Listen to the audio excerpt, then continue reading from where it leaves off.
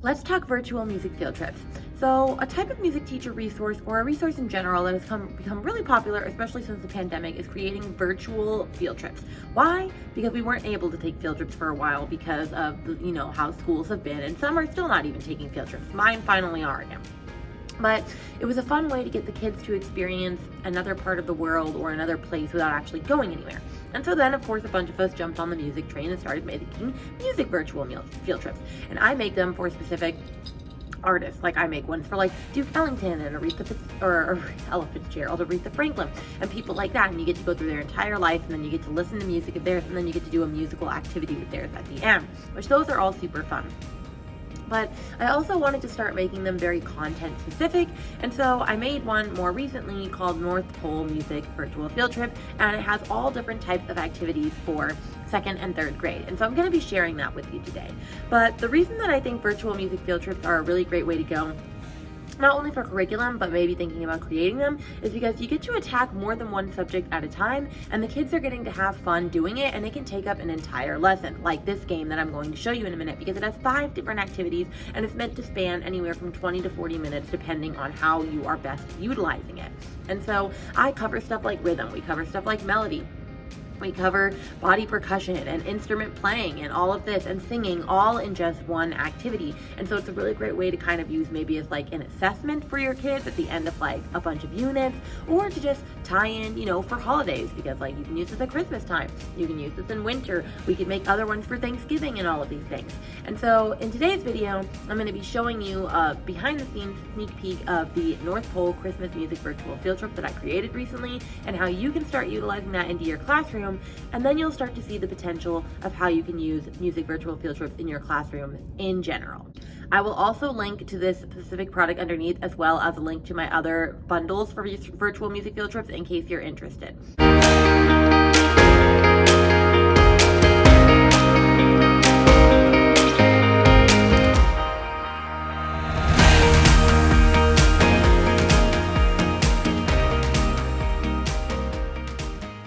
If you don't know who I am, my name's Rainey. I'm an elementary music teacher and middle school musical theater teacher in Central Florida. I created this channel to help all music teachers instill a love and appreciation of music in the heart of every child. And so we do videos once to twice a week. It depends on how savvy I am, once to twice a week, and we make videos in order to help you do just that, with lesson plans, tips, tricks, strategies, all that thing. So if you're interested in that, make sure to like, subscribe, share, all the fun stuff, and we're just going to dive into this North Pole Music Virtual Field Trip. Okay, so this is the North Pole Music Virtual Field Trip. And so how field trips normally work is you'll have different characters that you have to click on to explore the North Pole. And so we're just going to go through each one so you can see how you can start using virtual music field trips in your music room. So we have the gingerbread man, and it says it's time to make some hot chocolate. We're going to perform a body percussion piece to help warm up our hot chocolate on the Polar Express. Click the gingerbread man to get started. And then I made this entire hot chocolate Polar Express body percussion play along, which, in order to not get dinged on the rights for this video, I'm going to mute this video, but still let you see it really quickly, just so you can get a look at what it is all about. But basically, they'll light up as it's your turn to do it, and then they get to do different body percussion pieces. So that's super, super fun. And it says at the bottom how many times you're going to do it in a row so that they know what to expect. And it's super, super fun. And the kids will have a lot of fun doing all of this and getting to dance and be crazy and silly and all of that fun stuff. So we make sure to add body percussion. Then we have Mr. Snowman. And this is for Soul Me review. Why is it only Soul Me when you're in 2nd and 3rd grade? Because my kids were behind, but you could always just modify this and add law, but also you can just review Soul Me. It's not that big a deal. So each slide will have a Soul Me solfege pattern for you to read. Click on the Christmas character that has the same solfege pattern, get them all right so you can celebrate the holidays with ease. Click on the snowman to get started. And then it says, which Soul Me pattern do you see? You have your kids read it, sing it, and then you click on the right character. Hold on. I thought that was right. Oops. Soul Me. Oh, no, I clicked the wrong one. Wow, Rainey, you're not having a good day. All right, and if you get it correct, you go to Santa. If you get it wrong, you go to the elf, and then you just keep doing that back and forth. But I'm going to skip through to all of these, or actually, I'm just going to skip back to here. So I can click on the chimney, because that means I'm done. And let's go to Mr. Elfman. Hey friends, I need help organizing all the toys for Santa to deliver. We need to organize them by rhythm. Can you help me figure out which toys go where? Click on the teddy bear to get started. And so we click on Mr. Teddy Bear, and this is just a rhythm assessment. So the kids review how to identify rhythms and also words. So they would say ball, and they have to figure out if it's ta or TT. If they get it right, they go to the elf and get to move on.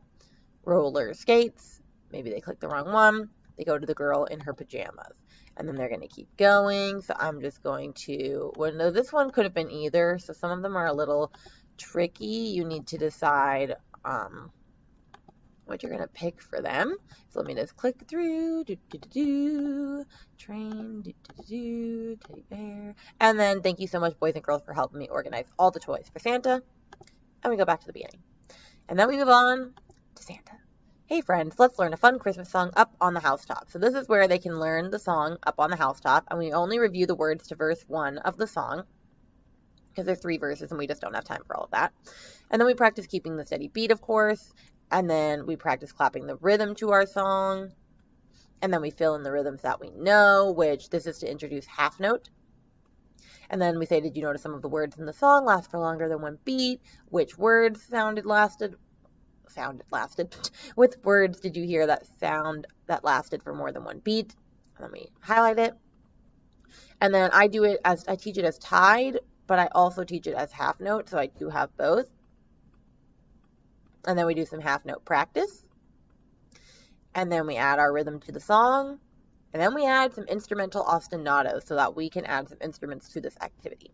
And so I've added rhythm sticks, jingle bells, a drum, and a triangle. And then you can put all the ostinatos together, or 1 or 2, depending however many you want to do, as we put the whole song together.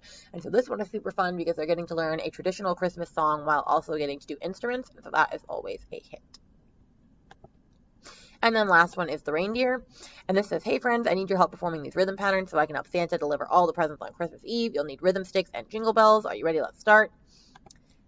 And I'm not gonna lie, this was really awesome. So one of my favorite authors or artists, Ben Rector, came out with this really funky version of Rudolph the Red-Nosed Reindeer. And maybe I can play like 2 seconds of it just so you can hear the beginning. But it's just really funky. So let me just pull it up. Okay, I don't want to get dinged, but it's just so fun. I love it so much. But then, yeah, they get to practice patterns, all different types of patterns. And then there's one point where they're improvising, show us what you've got. And then they do more patterns. And then it's echo me, your turn, my turn. And then we finish. And ta-da. All right.